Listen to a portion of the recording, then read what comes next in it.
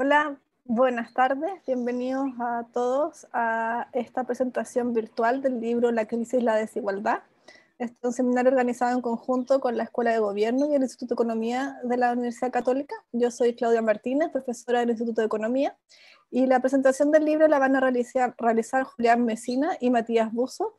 Ambos son economistas líderes del Departamento de Investigación del Banco Interamericano del Desarrollo, y el comentario lo va a hacer Osvaldo Larrañaga, especialista en desigualdad, y es el director de la Escuela de Gobierno de la Universidad Católica.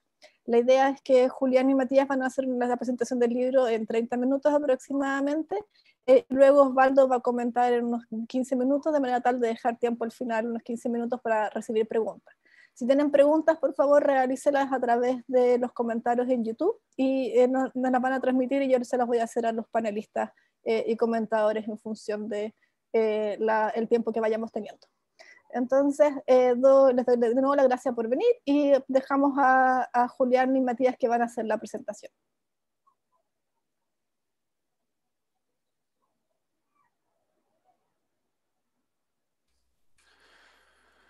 Bueno, gracias Claudia por la invitación y por la presentación. Gracias a Osvaldo por participar del evento y a la Universidad Católica de Chile también por organizar esto. Yo soy Matías Busso, soy uno de los coeditores del libro La crisis y la desigualdad, junto a Julián Mesina, quien va a estar dando la segunda parte de la presentación. La crisis del COVID-19 golpeó a la región en medio de un fuerte malestar social. Aquí les estoy mostrando el número de manifestaciones y huelgas en América Latina y el Caribe, reportadas en la prensa escrita en Estados Unidos, y lo que se ve es un aumento a partir del 2012-2013 en esta medida de malestar social, con un máximo en el año pasado, en el 2019. La desigualdad era claramente un factor detrás de las protestas del año pasado. Esta es una foto de un diario de Chile, justamente, en donde el manifestante tiene un cartel que dice: la desigualdad social es más violenta que cualquier protesta. Sin duda la pandemia va a aumentar aún más la desigualdad en los próximos años, y este tema va a ser, el tema de la desigualdad de oportunidades, de ingresos, va a ser uno de los principales temas de desafíos de política económica para la región en los años venideros. La desigualdad del ingreso y de oportunidades importa porque cuando es excesiva erosiona el capital social, la cohesión social, y esto afecta, digamos, la idea de un proyecto común en la sociedad, y con eso se resquebraja el contrato que existe entre las personas de una misma sociedad. Y escribimos el libro justamente, coeditamos el libro para entender la magnitud de la desigualdad, para entender las distintas dimensiones que tiene la desigualdad en Latinoamérica y el Caribe, y también cuáles son las razones. Este es un libro que es el resultado de un esfuerzo de muchos colegas del Banco Interamericano de Desarrollo. El libro tiene 14 capítulos que cubren un número muy amplio de temas. Obviamente, por razones de tiempo, no vamos a ir capítulo por capítulo con los mensajes principales, pero lo que queremos ahora en la presentación es destilar algunos mensajes transversales que surgen de la lectura del libro, y en particular vamos a tener la presentación tiene tres partes. Primero les voy a contar el estado de situación de la desigualdad en la región. Luego Julián va a hablar de las razones detrás de esa alta desigualdad y algunos lineamientos de política que los países en la región deberían tener en cuenta hacia futuro. Entonces, en esta primera parte quiero que se lleven 4 mensajes. Primero, que la desigualdad en América Latina es alta, a pesar de la caída que tuvimos en los últimos años, y que va a aumentar con la crisis del COVID. Segundo, que hay fuertes desigualdades horizontales, además de la desigualdad personal del ingreso. Tercero, que esta desigualdad está asociada a un sentimiento de vulnerabilidad importante. Y cuarto, que esto se traduce en una percepción de injusticia que parece ser bastante fuerte. Entonces, a pesar de la fuerte caída en la desigualdad de ingresos desde el 2000 hacia hoy, esta sigue siendo elevada. Aquí le estamos mostrando el ratio de ingresos del 10% más rico al 10% más pobre de la población. Esta es una medida de desigualdad del ingreso, pero los mismos patrones se observan con otras medidas. Y lo que se observa aquí es que más o menos hacia el año 2000, el 10% más rico de la población ganaba 50 veces lo que ganaba el 10% más pobre. Y este ratio de Kuznets cayó a 22 en el último dato disponible. Y lo segundo que se observa es que la mayor parte de la caída en los índices de desigualdad interpersonal del ingreso ocurrieron entre inicio de los 2000 y el 2012-2013. Cayó casi 24 puntos este índice, y luego la caída continuó, pero a una tasa mucho menor. El índice cayó, por ejemplo, este índice en particular cayó 3 puntos del 2013 hasta el último dato disponible. A pesar de esta caída tremenda en el índice de desigualdad del ingreso, la desigualdad en Latinoamérica y el Caribe, esto es un promedio regional, sigue siendo alta. En el libro utilizamos 2 regiones como comparación, el grupo de los países de OECD desarrollados y el grupo de países de comparación que usamos como comparación similar, en el sentido de que tienen un nivel de desarrollo económico similar medido por el producto per cápita. Y aún así, digamos, la desigualdad en la región es mucho más alta. Esta disminución en la desigualdad interpersonal del ingreso obedeció fundamentalmente a cambios en el 99% inferior. Hubo un gran movimiento de personas de ingresos bajos que se movieron hacia la clase media. La tasa de pobreza cayó del 43 al 23%, y esta gente, y aumentó, digamos, concomitantemente el porcentaje de la población que se encuentra en la clase media del 23 al 38%. Lo que no cambió fue el porcentaje del ingreso total de la economía que se lleva el 1% más rico. Esto, de nuevo, es un promedio para América Latina y del Caribe, y es mucho más alto que en las otras regiones que usamos como comparación. La caída en la desigualdad fue observada en toda la región, y Chile no fue la excepción, y obedeció fundamentalmente a dos factores. En el libro hacemos una descomposición de la caída del índice de Gini, y lo que encontramos es que 2/3 de la caída obedece a mejoras en las oportunidades laborales de las personas, y 1/3 obedece a mejoras que asociamos al gasto, a una expansión del gasto social. Básicamente, los 2/3 que obedecen que se explican por mejoras en el mercado laboral tienen que ver con mejoras en el ingreso laboral y en la potencialidad en la capacidad de estar empleado de personas de bajos ingresos. Y hay 1/3 que también está explicado por el aumento de gasto social, especialmente que aumentaron los ingresos no laborales para los hogares, especialmente programas de transferencias condicionadas y no condicionadas en los países, programas de pensiones no contributivas, que también se expandieron mucho durante este periodo. Ahora, ¿qué va a ocurrir con la crisis actual? En el libro hacemos un ejercicio de mirar todas las crisis anteriores en la región, desde fines de los 70 hasta hoy, en toda América Latina y el Caribe, y metemos en la misma bolsa crisis muy severas, crisis sistémicas de balanza de pagos, o la crisis de la deuda, pero también recesiones digamos, que fueron menos intensas, y miramos cómo se comportaron las variables como el ingreso laboral, el desempleo, la formalidad, la pobreza y otros más durante estos periodos, y lo que se ve es que el ingreso laboral, especialmente en crisis severas como la que vamos a tener probablemente con la crisis del COVID-19, el ingreso laboral cae, el desempleo sube mucho, digamos, casi 4 puntos porcentuales en promedio, pero puede llegar a 5 puntos porcentuales en algunos casos. La formalidad laboral cayó. Ahora, lo que también encontramos es que estas crisis tienen efectos ambiguos sobre la desigualdad. ¿Por qué? Porque afectan a todas las personas, irrespectivamente de qué lugar, en qué posición de la distribución del ingreso se ubiquen. Digamos, afectan a los pobres, afectan a la clase media y también afectan a las clases medias altas. Pero lo que encontramos lo que mostramos en el libro, o el caso que tratamos de hacer en el libro, es que la crisis COVID va a acentuar la desigualdad. ¿Por qué? Bueno, porque está afectando desproporcionadamente más a las personas de ingresos bajos. Hemos recolectado datos en varios países de América Latina y del Caribe, y lo que encontramos en esos datos es que el porcentaje, por ejemplo, el porcentaje de personas del quintil inferior que reportan haber perdido el empleo es casi el 70% versus un 20% entre las personas del quintil más alto de ingresos. Y esto obedece a dos explicaciones. Primero, hay un componente sectorial, que es que las personas de ingresos más bajos tienden a estar empleadas en ocupaciones que requieren más proximidad personal. Esas ocupaciones digamos, vieron una fuerte caída en la demanda laboral durante la cuarentena, pero todavía, digamos, esa caída en la demanda, esa demanda laboral deprimida para ese tipo de ocupaciones va a persistir en tanto y en cuanto nuestras economías no resuelvan la crisis de salud que estamos enfrentando.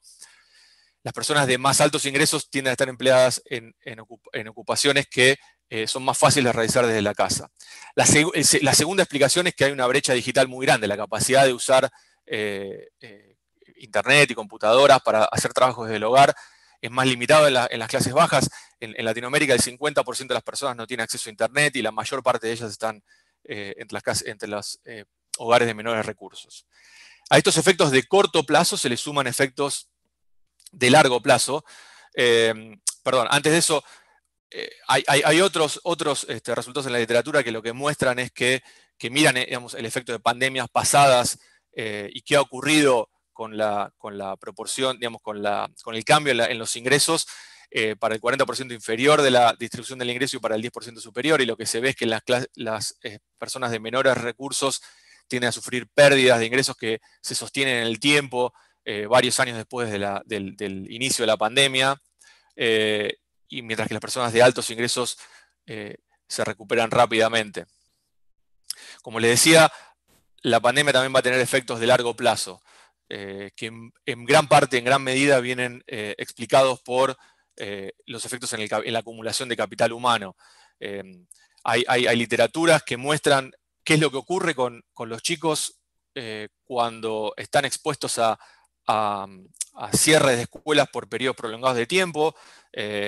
Uno de los estudios que citamos en el libro es, por ejemplo, para Argentina, en donde se miran las cohortes que estuvieron expuestas a huelgas docentes, huelgas de maestros muy largas a fines de los 80, y qué ocurre con esas personas cuando salieron al mercado laboral 15, 20 años después, y lo que encuentran es que los años de escolaridad son menores, pero también estas personas tienen ingresos menores, tienen tasas de desempleo más altos, y obviamente las personas de menores recursos que tienen menores capacidades en el hogar para compensar esa falta de escolaridad, sufren desproporcionadamente más estos efectos en el capital humano.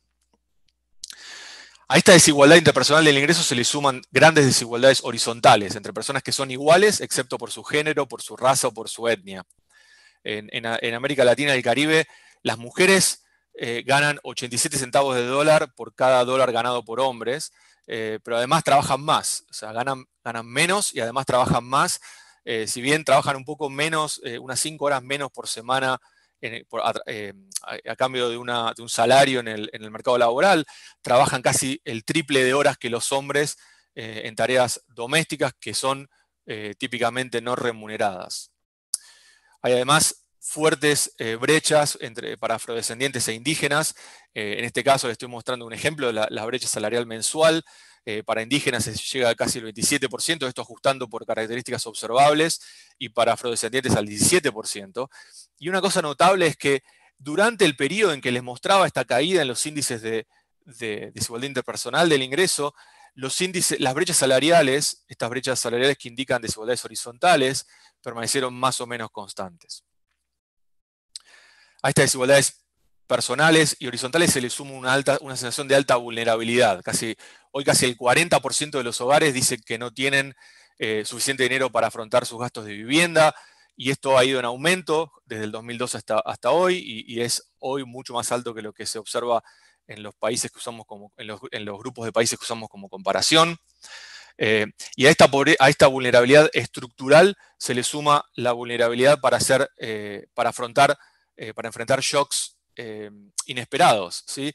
La proporción de hogares con ahorros para emergencia en América Latina y el Caribe es mucho más bajo que en la OECD.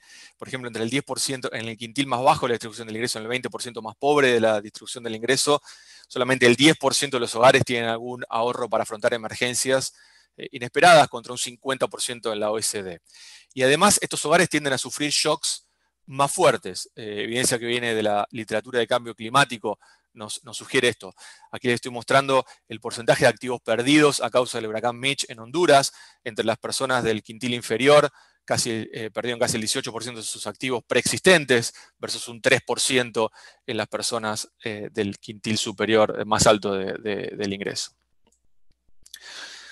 Todo esto no sería un gran problema si tuviéramos redes de protección social tremendamente robustas y eficientes, efectivas. Pero la pandemia dejó en claro que si bien las redes de protección social han servido, tienen aún muchas limitaciones. Aquí les estamos mostrando un análisis que hicimos sobre las transferencias de emergencias COVID-19 que implementaron muchísimos países en la región. Este es el porcentaje de hogares que recibieron, potencialmente eran receptores de estas transferencias COVID, según, digamos, la letra de la ley, por decirlo de alguna manera. Y lo que se ve aquí es que entre las personas del tercil inferior de ingresos, mostrados en esta barra azul, un gran porcentaje era receptor de estas transferencias COVID. Y en parte esto fue por construcción, porque muchas de estas transferencias utilizaron la infraestructura preexistente de los programas sociales, de transferencias condicionadas y demás, para identificar, para focalizar los recursos. Por eso esos programas están destinados a lidiar con pobreza estructural y no tanto con pobreza coyuntural. Y lo que se ve también es que cuando uno mira a qué ocurrió con las poblaciones de ingresos medios, todavía vulnerables de caer en la pobreza, pero que se encontraban pre-COVID por encima de la línea de pobreza, lo que se ve ahí es que la capacidad de estas transferencias de llegar a esos hogares fue mucho más limitada y la capacidad de reemplazar el ingreso preexistente fue aún más limitado. Hay además una insatisfacción muy fuerte con los servicios públicos y, por ejemplo, el 45% de las personas en América Latina y el Caribe dice no estar satisfecho con la calidad de los servicios de salud, el 35% dice que sus hijos no tienen las oportunidades diarias para aprender y crecer.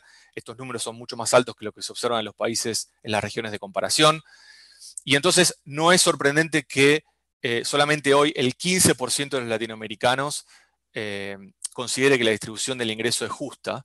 Este porcentaje ha caído desde el 2012, 2013 hasta hoy, digamos, coincidentemente con el aumento de las protestas sociales, coincidentemente con el aumento del porcentaje de hogares que se siente vulnerable, y también coincidentemente con el estancamiento de la caída de esos índices interpersonales de distribución del ingreso. Hay una gran mayoría de los latinoamericanos que está insatisfecho con esta distribución del ingreso y la pregunta es entonces ¿por qué? Y ahora Julián va a continuar respondiendo a esa pregunta. Gracias, Matías. Sí, efectivamente lo que nos preguntamos en esta segunda parte del libro es por qué entonces la desigualdad es tan alta en América Latina. Y vamos a concluir que tiene que ver con tres factores fundamentales. El primero es una altísima desigualdad de oportunidades que hace que los menos favorecidos tengan que remar contracorriente desde muy jóvenes. El segundo factor es una redistribución que es ineficaz e insuficiente. Y el tercer factor es lo que llamamos un contrato social fracturado. Los menos favorecidos están en desventaja ya desde su nacimiento. La región ha hecho grandes avances en acceso a salud, prematernal y posparto, pero aún así, por ejemplo, si miramos indicadores de mortalidad infantil, observamos que las familias del quintil inferior pueden tener, en este caso del nivel educativo, pero es lo mismo si miramos por niveles de ingresos, tienen una mortalidad infantil que puede duplicar a la observada para las familias de ingresos superiores o para las familias de un nivel educativo superior. Si miramos en cambio aprendizajes, lo que observamos es que los chicos y chicas de familias del quintil inferior, de nivel de estatus socioeconómico, ya llegan a la escuela con un rezago muy importante con respecto a los chicos y chicas de familias de un ingreso superior, del quinto quintil. Este rezago se ve en cualquier indicador que miremos de desarrollo socioemocional, cognitivo, de lenguaje y comunicación. Y lo que quizás es más importante es que este rezago durante los años escolares no hace más que aumentar. Si miramos cuando los chicos llegan a secundaria, la brecha entre los que están en la parte de abajo de la distribución y los que están en la parte de arriba, en aprendizajes de matemáticas, lectura y ciencia, es una desviación estándar en el examen de PISA, lo que equivale aproximadamente a un rezago escolar de 2 años.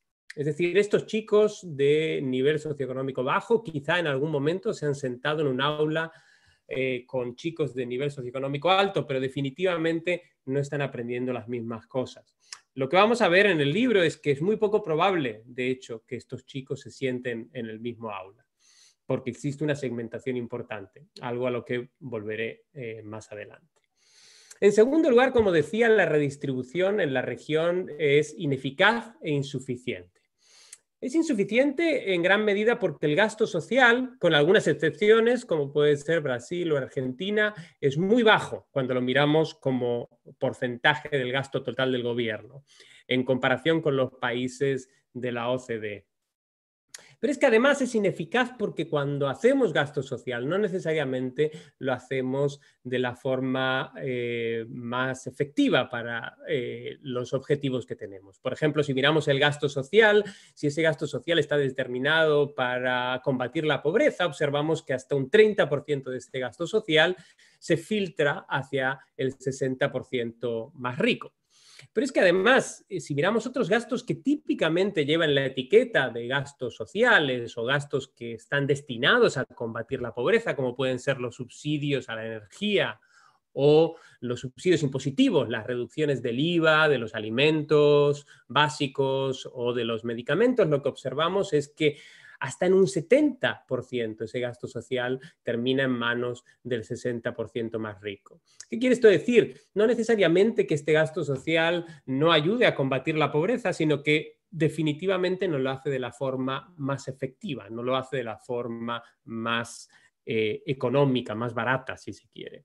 Habría otras maneras, como podrían ser, por ejemplo, subsidios directos que serían más efectivas para reducir esa pobreza.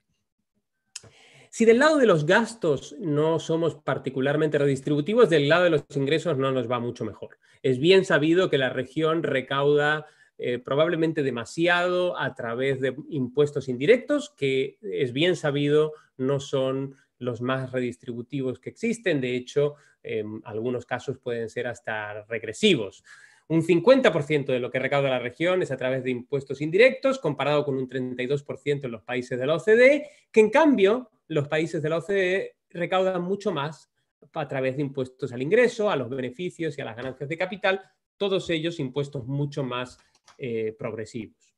Así que quizá no es de extrañar que la región redistribuya mucho menos que los países de la OCDE. Lo que quizá es importante resaltar y sorprendente hasta un cierto punto es que la diferencia sea tan grande. En los países de la OCDE, la desigualdad que genera el mercado se reduce hasta en un 40% una vez que pasa por el filtro de los ingresos y gastos del gobierno. El índice de Gini, que es un típico índice de desigualdad, cae en 26 puntos desde la desigualdad que genera el mercado a la desigualdad de la renta disponible. En América Latina también cae la desigualdad, pero cae solamente en 8 puntos del índice de Gini, es decir, es 6 veces menos eficiente en la redistribución de los países de la OCDE. Y esto nos lleva a preguntarnos hasta qué punto quizá el problema es que la región no está canalizando bien las demandas ciudadanas por una mayor redistribución, que quizá los sistemas democráticos de la región, que son muy jóvenes, no han sabido canalizar suficientemente esta demanda. Porque uno esperaría que cuando la mayor parte de los países de la región se democratizaron, hubiese un fuerte cambio hacia una mayor redistribución. Al fin y al cabo, la democracia es un sistema fundamentalmente igualitario, ¿no? Una persona, un voto, y existe evidencia y existe también sostén desde el punto de vista teórico de los trabajos de Helper y Richard, que muestran que en una sociedad donde hay una excesiva desigualdad, uno esperaría que el votante mediano vote a favor de mayor redistribución. Lo que vemos en la región es que los países con democracias más profundas efectivamente tienen niveles de redistribuciones más altos. Miren aquí Chile, Uruguay o Costa Rica, que los países donde las democracias son menos profundas, como pueden ser Venezuela y Nicaragua. Sin embargo, existe una diferencia brutal, muy grande, para un mismo nivel, digamos, de profundidad democrática en la capacidad o la redistribución en sí. Si comparan Costa Rica, Uruguay o Chile con países como Francia, Bélgica, Grecia o Portugal, pueden observar que hay un tremendo gap. Y eso nos hace pensar que quizá el problema no esté necesariamente en los sistemas democráticos en sí, sino en las propias demandas ciudadanas, que no son suficientes en pos de una mayor redistribución. Y quizá esto no es tan sorprendente una vez que uno piensa un poco en ese contrato social de América Latina que está fracturado. ¿Qué es el contrato social? El contrato social es un conjunto de derechos y obligaciones no escritas que el ciudadano tiene con el gobierno o con el Estado y que determinan su relación con el gobierno y con el Estado. Y este contrato social en América Latina está fracturado porque los ciudadanos, sobre todo los de ingresos medios y altos, enseguida que pueden, se escapan de unos servicios públicos típicamente de baja calidad y se refugian en soluciones privadas. Lo vemos en muchos niveles, lo vemos por ejemplo aquí en aspectos de seguridad, con seguridad privada, pero también lo vemos a nivel educativo, mientras que los ciudadanos del quintil superior en los países de la OCDE, un 10% de ellos van a escuelas privadas, en América Latina este porcentaje es un 42%. Países de comparación que tienen una renta similar, una renta per cápita similar a América Latina, se parecen, sin embargo, en términos de participación del sector privado en la escuela secundaria a los países de la OCDE en términos de porcentaje de chicos que van a la escuela privada. Por supuesto que hay mucha heterogeneidad entre países, heterogeneidad que explotamos en el libro, pero que no tenemos tiempo de entrar en ella aquí. En algunos países como Chile, Colombia o Perú, estos porcentajes están cercanos al 50%. Y este quizás es uno de los gráficos que más me llamó la atención de todo el libro, no porque me sorprendiese el resultado, sino de nuevo por la magnitud de la diferencia. Lo que muestra este gráfico es un índice de segregación en educación. Básicamente es el ratio de dos probabilidades, la probabilidad de que un chico del quintil superior se relacione con otros chicos del quintil superior en su escuela, dividido por la probabilidad de que un chico del quintil inferior se relacione con otros chicos del quintil superior en su escuela. Es decir, si pusiésemos a todos chicos aleatoriamente en las escuelas, este ratio sería igual a 1. Y en ningún país es igual a 1, en los países de la OCDE está en torno al 2,8, pero en los países de la región es igual a 6. En algunos países de la región, Chile y Perú, está cercano a 10. ¿Qué quiere esto decir? Que básicamente los chicos de menores ingresos tienen una probabilidad muy, muy pequeña de relacionarse jamás con chicos de mayores ingresos, de jugar con ellos en el parque o de hacer los deberes juntos. Y esto evidentemente va a tener consecuencias muy importantes, no solo para el contrato social actual, porque habla de cómo se han segregado las familias en la actualidad, sino también para el contrato social futuro, porque estos chicos difícilmente van a tener algo en común cuando nunca se han relacionado. La rotura o segregación que observamos en las escuelas la observamos en otras dimensiones. La observamos, por ejemplo, a nivel geográfico. Los niveles de renta entre diferentes provincias al interno de cada país y observamos grandes diferencias de renta al interno de cada país, pero un análisis que me resultó particularmente interesante que hicimos, lo que hace es descomponer la desigualdad total en Brasil, que sería este rectángulo, medida por el índice de Theil, entre diferentes niveles de desagregación geográfica. Y lo que vemos es que las regiones o los estados, incluso las ciudades, las diferencias de ingreso entre ciudades explican poco de la desigualdad interpersonal. Porque al fin y al cabo, en las ciudades ricas hay muchos pobres y en las ciudades pobres hay algunos ricos. Son las diferencias entre barrios al interno de la ciudad que explican gran parte de la desigualdad, hasta 13 puntos de este coeficiente de Theil. Es decir, los ricos y los pobres en América Latina no están necesariamente separados geográficamente, pero están separados en términos de los barrios en los que viven en sus ciudades, lo cual determina en muchos casos la calidad de los servicios que reciben y las percepciones que tienen de justicia o injusticia.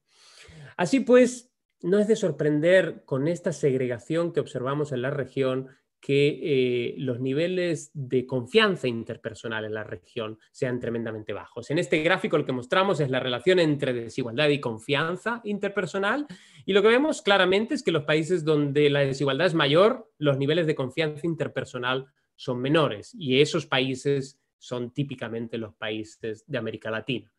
Lo mismo da si hacemos este gráfico con la confianza de los ciudadanos con las instituciones del Estado. Algo muy parecido obtendríamos. Por eso decimos que la región tiene que actuar y tiene que actuar rápido.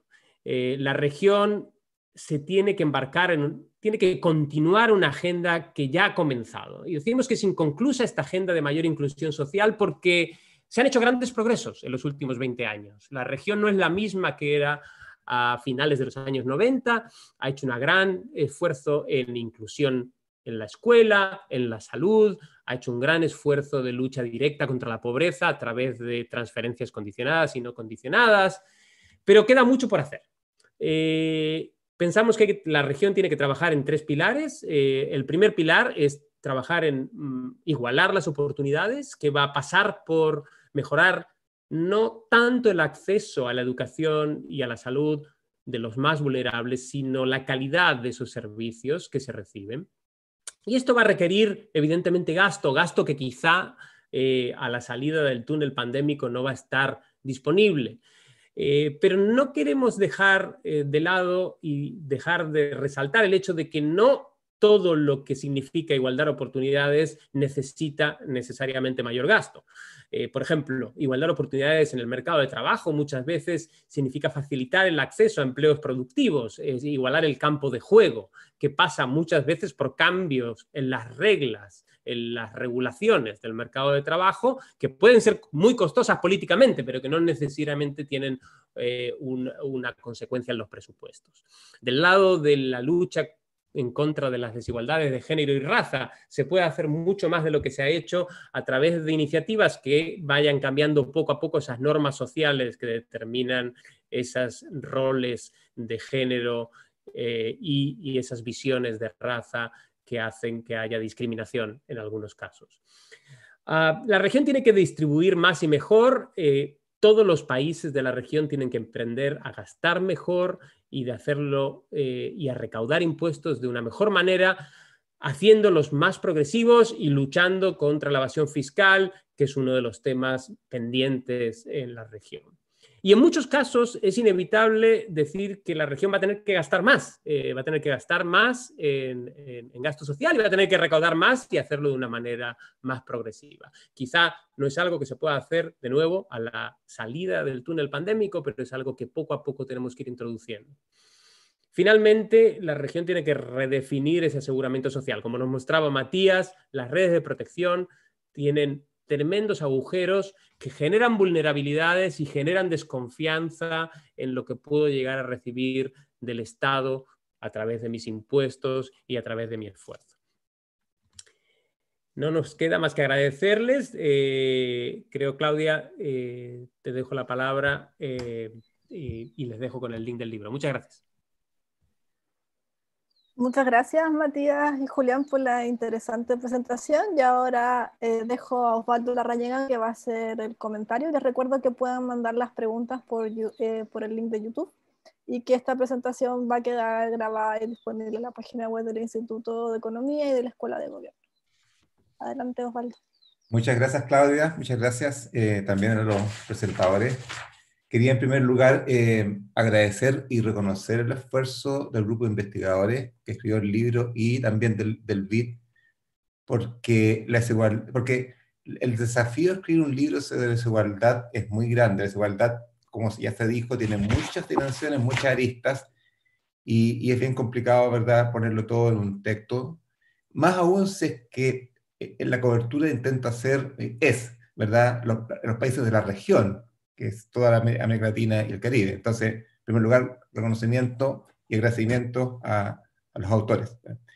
El libro, como ustedes ven, es bastante versátil, tiene distintas miradas, dimensiones. Creo que Matías y Julián hicieron un muy buen trabajo de síntesis. Y lo que yo voy a hacer en estos 10 minutos, 12 minutos de comentario, es hacer unos comentarios bien específicos y que tienen que ver más bien con temas más relevantes para la realidad chilena.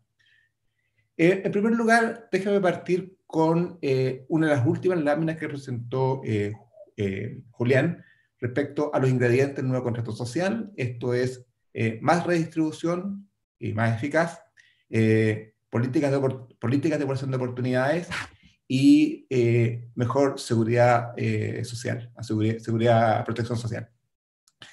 Totalmente de acuerdo con esos tres pilares, pero yo agregaría un cuarto, que es lo que se llama como las políticas predistributivas. Esto es, cuando uno dice, mire, el mercado está funcionando y entregando resultados, y después el Estado tiene que redistribuir eventualmente los resultados del mercado, está presuponiendo que el mercado funciona en cierta manera como independiente, con una cierta abstracción, y la verdad las cosas es que el funcionamiento del mercado se basa en un conjunto de reglas, de normativas, de instituciones que provienen muchas veces desde el Estado, desde la política pública. Por ejemplo, todo lo que es la política de competencia, por ejemplo, todo lo que son las instituciones laborales que norman la negociación colectiva y a quienes cubren esos acuerdos, por ejemplo, todo lo que es el tema de gobernanza de las empresas respecto de quienes las controlan y cómo se deciden las decisiones de la empresa. Y todos esos ámbitos, ¿verdad?, son muy importantes, muy cruciales para el resultado distributivo, y en los distintos países varían cómo desde el Estado se producen y se modifican las normas que regulan el funcionamiento del Estado. Esas políticas llamadas predistributivas, justamente yo las agregaría como un cuarto pilar en las tareas pendientes a hacer en este nuevo contrato social.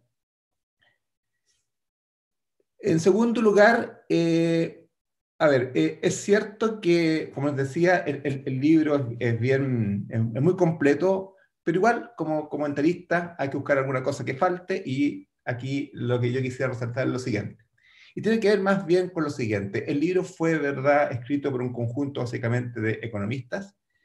Yo soy economista, pero la verdad es que tanto la economía como las otras ciencias sociales están bien compartimentalizadas, en el sentido de qué cosas miran de la realidad y cómo lo miran, a través de qué instrumentos.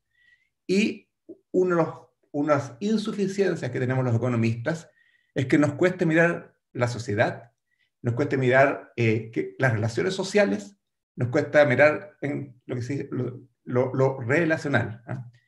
En el texto que a mí me tocó coordinar en Chile, Desiguales, hicimos un conjunto de focus groups y entrevistas en profundidad, y de ellas comenzó a salir un tema que nosotros no habíamos como previsto, que era todo el tema de lo que se llamó la desigualdad de trato, de abuso, de respeto y dignidad. Fue un tema muy presente en la entrevista. Después, en encuestas, porque uno puede hacer, ¿verdad?, como combinación de métodos quali y quanti, hicimos la pregunta respecto de qué tipos de desigualdad le importaban más a la gente: ingresos, salud, educación, dignidad, las más. Y la más mencionada fue justamente la desigualdad de trato, respeto y dignidad. Fue la que menos tolerancia, la que más enojo producía, más que las desigualdades de ingreso u otras. Y de hecho, en lo que pasó en octubre del 2019 en Chile, quizás la palabra o el concepto que fue como el paraguas, que resumió buena parte de las protestas y de la demanda, fue dignidad. Entonces, creo que eso es parte importante del tema y para tenerlo en cuenta. Respecto de... Hay un tema puntual que quisiera en todo caso destacarlo porque tiende a ser mal interpretado. Eso se hace mención en un capítulo del libro, también está en otros textos, y en Chile también está ese argumento, que es esta afirmación de que la desigualdad de ingreso de mercado en América Latina no es tan distinta a la de los países desarrollados, en particular de la OECD, y en tal caso, entonces, como que todo lo que faltaría por hacer es como la parte redistributiva. Yo sé que eso no es lo que transmite el libro, pero hay un capítulo donde lo dice y creo que es una afirmación que tiene una base empírica bien discutible, que es cómo uno construye el contrafactual, es decir, cuál sería la distribución de ingresos de no mediar impuestos y transferencia, ¿verdad? Que es una pregunta bien complicada de responder. Y la manera como se hace empíricamente es muy simple, muy mecánica, y creo yo, digamos, que tiende a sesgar los resultados, y de allí sale esta afirmación que tiene bastante poco, digamos, de seguir la realidad, porque postular que la desigualdad de mercado en un país como Chile o como Perú no es muy distinta a la de Suecia o la de Alemania requiere suponer igualdad en un montón de cosas, ¿verdad?, que no es el caso. Otro punto que quisiera hacer de un ámbito distinto es la vinculación entre justicia y desigualdad, que los autores ya también colocaron en la presentación. Y allí lo siguiente, es cierto que en promedio uno debe esperar, y así pasa, una relación directa entre desigualdad y percepciones de injusticia por parte de la población. Es obvio, es natural, qué sé yo, pero quisiera destacar que en el periodo 2012 a 2019 en Chile, ambos indicadores transitaron en dirección distintas. Las estadísticas de desigualdad de ingreso en el periodo venían mostrando un decrecimiento en la desigualdad, no muy grande, pero sistemático, un decrecimiento. En cambio, distintas encuestas, en especial una de la Universidad Católica, que se hace anualmente, venía mostrando un empeoramiento de las percepciones de injusticia distributiva por parte de los entrevistados. Entonces, ¿cómo explica uno ambas cosas? Puede ser verdad de que la tolerancia frente a la desigualdad venía creciendo, no obstante que los indicadores decían una cosa distinta respecto a la desigualdad. Puede ser que cómo medimos la desigualdad de ingreso no refleja bien cómo ella se percibe por parte de la población, y otras más. Pero quería ponerlo justamente a modo como de advertencia de que muchas veces los indicadores objetivos de desigualdad pueden estar mostrando una cierta tendencia, pero la percepción de desigualdad, que al final es lo que importa para muchos los efectos prácticos, digamos, de qué pasa con la población en vinculación con este problema, puede ir en sentido contrario. Y para terminar, un par de cosas respecto a medición, que son un poquito más específicas, más técnicas. Como dicen los autores, y se dice en el libro, en Latinoamérica la desigualdad de ingresos tiene al menos como dos características importantes. Uno, que uno tiene un grupo relativamente pequeño de la población de altos ingresos, como el 10 si uno quiere. Y por otra parte, hay un conjunto no menor de la población que vive en pobreza o en alta vulnerabilidad socioeconómica, 30-40% de la población. En ese sentido, yo creo que el Gini no es el mejor indicador para medir ese tipo de desigualdad y sus cambios en el tiempo, El Gini es un indicador que es muy sensitivo a cambios en la mitad de la distribución y menos en los extremos. Y para efectos de cómo se caracteriza la desigualdad en América Latina, yo pensaría y propondría que el indicador de Palma, que es el decir 10 sobre el 40, es mucho mejor indicador, incluso mejor indicador que el de Custet, ¿verdad? Que es decir 10 sobre 1, dado que es un indicador que es muy sensitivo a cambios en el denominador, que es el decir 1, y cuando eso es muy bajo, entonces tiende a sobreestimar las variaciones en el indicador conjunto. En segundo lugar, el tema del 1%. En realidad, en Latinoamérica tenemos mediciones bien aún esporádicas y no hay tendencia de qué participación en un ingreso tiene el 1%. Sabemos que es alta. En Chile es estimado que es cerca del 30%. Y esa carencia, ¿verdad?, nos hace de que todas nuestras medidas de desigualdad, especialmente qué pasa con la desigualdad en el tiempo, la estamos midiendo sin considerar como el elefante en la vitrina, ¿eh? Que posiblemente si lo midiéramos estaría como, o bien podría como rectificar la tendencia o quizás revertirla, ¿eh? Y a ese respecto, y cuando termino, hay hoy día en el mundo, ¿verdad?, un movimiento respecto de medir de distintas maneras la desigualdad, no solamente en términos de encuestas de hogares, sino mezclar la información de encuestas, de registros tributarios y de cuentas nacionales, ¿eh? Y yo creo que eso es una avenida en la cual hay que avanzar más o menos rápido para tener una mejor medición de este problema social. Muchas gracias.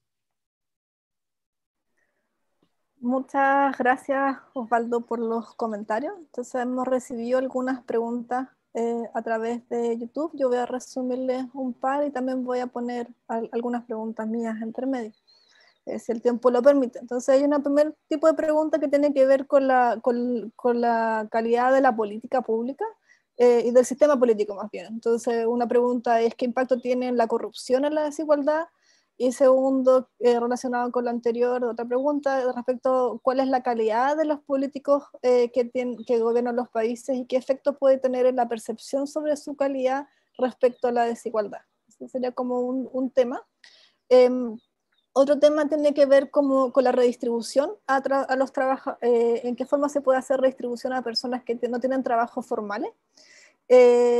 Y una tercera pregunta, yo quisiera como retomar para Julián y para Matías, retomar el punto que hizo Osvaldo respecto a los ingresos del capital, esta ya de mi cosecha. Si pudieron hacer alguna estimación en el libro respecto a cómo se debería afectar la desigualdad si uno incorporara los ingresos del capital, que no están bien recogidos en las encuestas de hogares. Y por otro lado, si esa incorporación de los ingresos del capital podría variar los rankings regionales, digamos. O sea, uno podría pensar que en algunos países esa mala recolección de los datos podría afectar más la desigualdad que en otros, o más bien uno esperaría que los rankings de desigualdad entre los distintos países fuesen los mismos. Entonces quizás abro a Matías y Julián primero y después puede tomar Osvaldo. Y por favor pueden prender sus videos, Matías y Julián, y pueden sacarse los micrófonos para hacerlo más rápido. Bueno, muchas gracias. No sé, Julián, si quieres empezar vos, empiezo yo. No, dale, empezá vos y yo tomo algunas de las que no tomes tú. Bien. Bueno, gracias Osvaldo y gracias también a la gente que nos mandó comentarios. La verdad que Osvaldo diste en la tecla en un montón de preguntas que nosotros mismos tenemos, ¿no? Parte, digamos, de la razón por la cual escribimos o editamos el libro tenía que ver con tratar de resumir un poco el estado de la literatura y de lo que sabemos, ver dónde tenemos los huecos y abrir una agenda hacia futuro en muchos de estos temas que mencionabas, digamos, cómo incorporar al 1% en las mediciones de desigualdad, que me parece que es fundamental. Tenemos muy pocos datos y América Latina creo que está justamente en esta última década ha avanzado muchísimo en la producción de datos impositivos, en Chile, en Brasil, en México. Ahora creo que hay un un desafío metodológico para unir esas dos cosas y tratar de generar índices que sean comparables entre países y demás, ¿no? Pero estoy 100% de acuerdo con ese comentario. Y la verdad que es una limitación de datos que creo, digamos, seguí mucho la discusión que hubo a fines del año pasado con el tema de, digamos, de las protestas sociales y demás, y un argumento que se hacía era justamente ¿no? O sea, ok, los índices que vemos mirando, los índices de desigualdad del ingreso que se han construido usando encuestas de hogares, tienden a captar al 99% de abajo y nos perdemos a la parte de arriba, no sabemos qué pasó, capaz que la proporción del ingreso que se está llevando ese 1% más rico está aumentando y entonces la desigualdad está aumentando y nosotros simplemente, economistas, nos lo estamos perdiendo. Me parece que eso fue un argumento que se evidenció, ¿no? El año pasado cuando las protestas sociales, que un poco la reacción de mucha gente fue, pero es llamativo, ¿no? Que haya tantas protestas sociales, a pesar de la caída fuerte en los índices de desigualdad del ingreso. Una respuesta fue justamente esa, ¿no? Lo estamos midiendo mal. Y creo que hay una pregunta importante que hay que responder, para la cual, digamos, no tengo una respuesta, pero ojalá que en los próximos años logremos, logremos hacer estudios de eso. Y, digamos, y simplemente para completar estos temas de medición, hubo dos comentarios más de medición, ¿no? Uno es el tema de los índices. Sí, obviamente que estoy de acuerdo también contigo que el Gini, digamos, quizá no es utilizar un solo índice para medir siempre desigualdad del ingreso, siempre te vas a perder alguna parte de la acción en alguna parte de la distribución del ingreso. Miramos también los índices de polarización, que tienden también a tratar de captar un poco más lo que ocurre en las colas, y se sigue viendo esa caída, ¿no?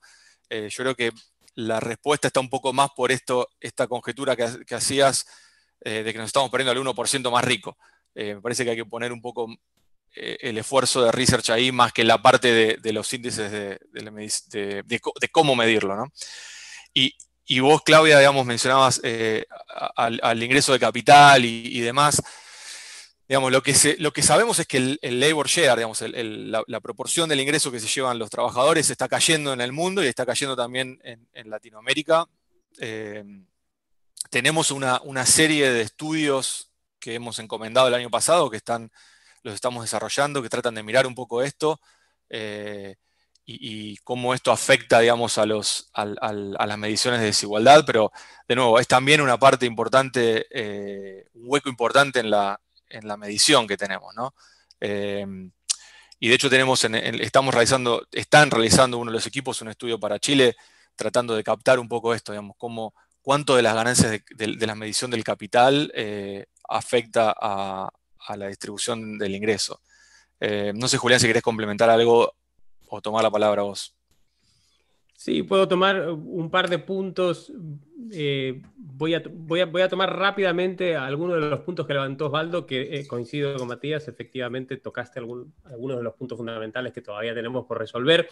Hay un punto que creo que has levantado que es importante aclarar y es el tema de cuán desigual es América Latina sin tener en cuenta la acción del Estado a través de la redistribución. Y estoy completamente de acuerdo contigo, en el sentido de que si uno compara manzanas con manzanas, por ejemplo, si compara la desigualdad salarial, que es más fácil de comparar entre países, la desigualdad salarial en América Latina es más alta que en los países de la OCDE, netamente más alta entre los que trabajan. ¿Qué es lo que uno esperaría en un lugar donde hay tal desigualdad de oportunidades en el acceso y en la calidad de educación, y hay desigualdad de acumulación de capital humano, etc.? La parte espinosa y complicada es que cuando miras la desigualdad de los hogares, la desigualdad en el ingreso de los hogares, es cómo tratas el tema de las pensiones.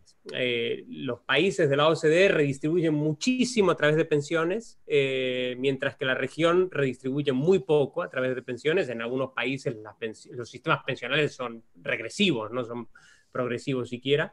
Entonces, si uno tiene en cuenta ese aspecto, puede, y si uno excluye las pensiones de lo que considera la desigualdad, o sea, si uno atribuye a las pensiones como algo que genera el mercado, porque claro, el problema es cuánto de una pensión es redistribución y cuánto de una pensión es realmente es un ingreso laboral diferido, ¿no? Entonces, si uno atribuye las pensiones como ingreso de mercado, entonces ahí observa que la desigualdad no es muy diferente entre los países de la OCDE y los países de la región. Ahora, si uno considera que todo lo que son las pensiones son redistribución, entonces hay una diferencia abismal en la desigualdad que genera el mercado y la desigualdad en América Latina y en los países de la OCDE.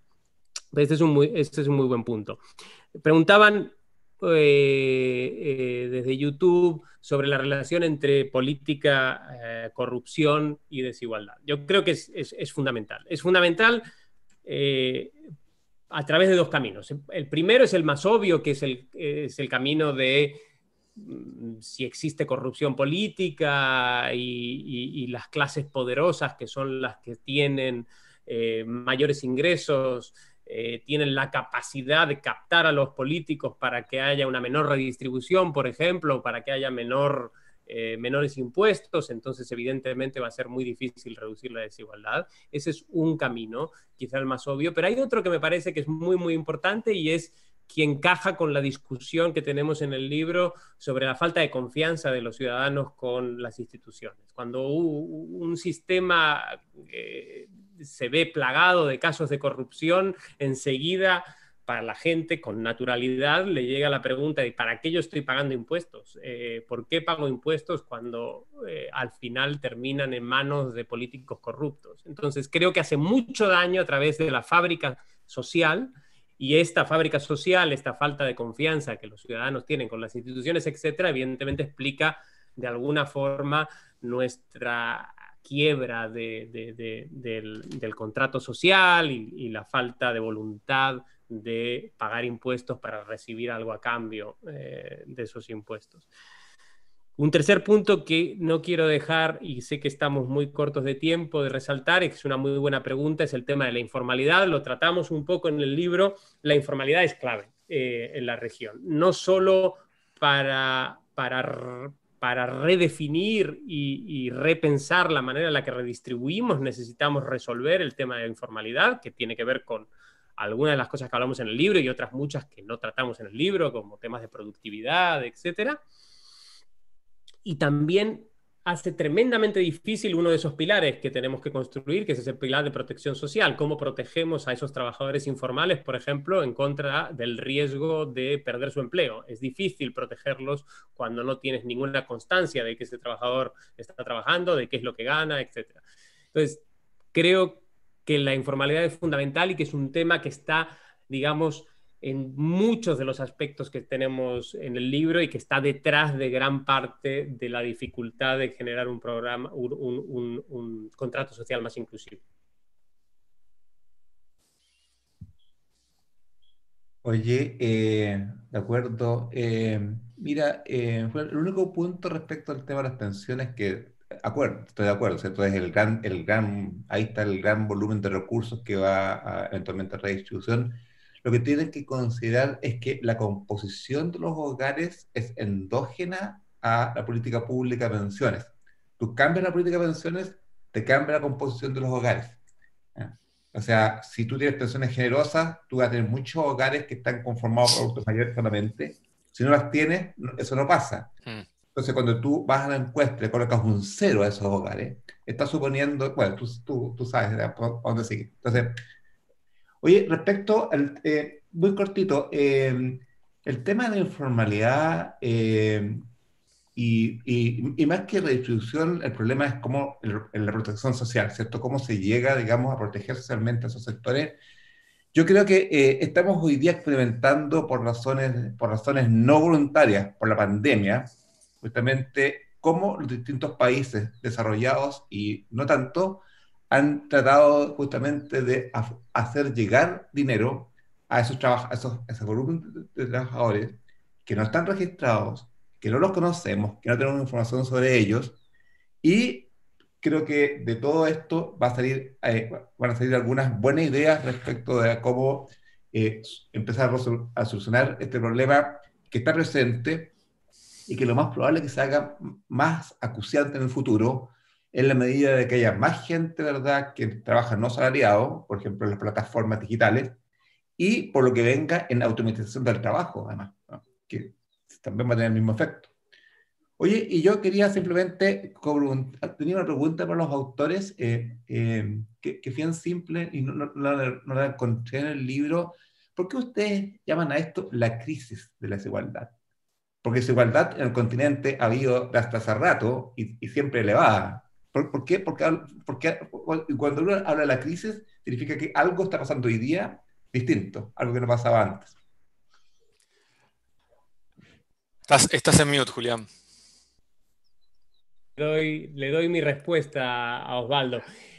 Fundamentalmente por dos motivos. Un poco por la motivación del libro. El libro nace como un intento de entender un poquito más y de dar respuesta a algunas de las crisis y movimientos sociales de finales del año pasado. Entonces, de alguna manera, la región en muchos países estaba diciendo: estamos en crisis, hay un problema de desigualdad, a pesar de que la desigualdad venía bajando, etcétera, pero la desigualdad nos molesta a lo mejor por las dimensiones de las que tú hablabas. Y el segundo, porque estamos en una crisis económica en el momento de lanzar el libro, y una crisis económica que va a ser particularmente regresiva. Entonces queríamos hacer ese énfasis, que todas estas, si piensas, evidentemente, Osvaldo, que tú vienes trabajando en esto mucho tiempo, no son particularmente sorprendentes algunas de las recomendaciones que estamos haciendo, son parte de una agenda que está pendiente de hace mucho tiempo, pero vemos que es particularmente urgente hacerla ahora porque la desigualdad, en un contexto de mucho descontento social con la distribución del ingreso y con la desigualdad en general, lo único que va a hacer es aumentar en los próximos años. Por tanto, esta agenda me parece que es más urgente que nunca en ese aspecto. Y en ese aspecto hablamos de crisis. Oye, y hablando de la crisis, se les agradece mucho haber puesto el libro digital de acceso masivo. Bueno, lo pueden bajar, es gratis. Gratis. Va al link que está en la presentación, que se las vamos a mandar para que la suban a la página web y pueden acceder ahí al libro gratuitamente. Y bueno, nos pueden contactar en Twitter si tienen más comentarios. Sí, yo sé que estamos pasados de la hora, pero no me puedo aguantar con una pregunta. Dale. Y la pregunta es la siguiente: ¿cómo uno de los caminos que definía Julián era redefinir el aseguramiento social? Y también tenemos como estos antecedentes de falta de protección, de disconformidad de los sectores más medios. Entonces, ¿cómo ustedes verían esta tensión que podría existir en esta tendencia como al universalismo como respuesta a la protección social y atender a los sectores más medios versus la necesidad de focalización? ¿Y qué efectos puede tener eso en la desigualdad? Y ahí me parece que, digamos, retomando el punto de los trabajadores informales y un poco, digamos, los resultados que encontramos, que mostramos en el libro, de que estaban estos huecos, digamos, del sistema de protección social para la gente de clase media. Creo que hay que distinguir entre los programas de asistencialismo social, que son más, digamos, se ocupan de la pobreza estructural, y que por lo tanto requieren buena focalización, que hoy no la tienen, de programas de aseguramiento social que son más estabilizadores automáticos, que tienen que ver con pobreza transitoria, digamos, con shocks transitorios de ingreso. ¿Cómo hacer eso con un espacio fiscal limitado? Va a ser complicado, digamos. No está claro, digamos, me parece que no hay hoy un consenso sobre si tiene que ser universal o no, ni tampoco hay un consenso sobre quién tiene que financiarlo o no, ¿no? Quizás hay sistemas en donde hay una participación de los hogares digamos, conjunto con el Estado, para diseñar estos sistemas. Pero digamos, no me parece que haya una receta clara en este momento sobre cómo cuán extenso tiene que ser ese programa de aseguramiento social ni qué forma tiene que tomar. Digamos, muchos de los países tienen seguro de desempleo y en muchos casos esos seguros de desempleo tienen muy pocos beneficiarios en general. Y de hecho, por eso esa es la razón por la cual, digamos, pasó lo que mencionaba Osvaldo, digamos, que los países ahora con la crisis tuvieron que salir a buscar a estas personas que estaban afuera del sistema. Ahora, de nuevo, cómo diseñar eso me parece que no está claro, y mucho menos, digamos, en un contexto de altísima informalidad, en donde, como mencionaba Julián, va a ser muy difícil tener información sobre cuánto ganabas en los últimos 12 meses, digamos, estabas empleado o no estabas empleado, que es la típica información que utilizan los países desarrollados en su seguro de desempleo y ese tipo de programas. Sí, yo complementando lo que dice Matías y lo que decía antes Osvaldo, yo creo que la región no va a tener espacio fiscal, por lo menos en el corto plazo, para ir a sistemas más universales, más universalistas. Va a tener que continuar haciendo targeting, por lo menos en los sistemas asistenciales. Y creo que la región se va a tener que poner muy creativa, mucho más de lo que ha estado hasta ahora, en cómo identificar cuáles son los ingresos de esos trabajadores informales, buscando fórmulas de formalización parcial, utilizando tecnología, utilizando, por ejemplo, transacciones financieras que puedan tener, dando incentivos para que esas transacciones financieras se blanqueen, se salgan a la luz para tener más información y poder usar esa información de alguna forma para generar un comienzo de una red de protección, de aseguramiento, que es lo que nos está faltando.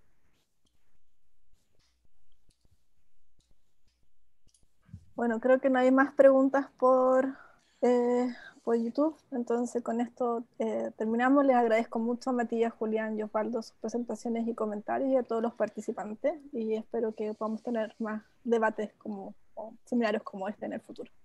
Muchas gracias y que estén muy bien. Muchas gracias por la invitación. Gracias, Osvaldo, por los comentarios. Buenísimos.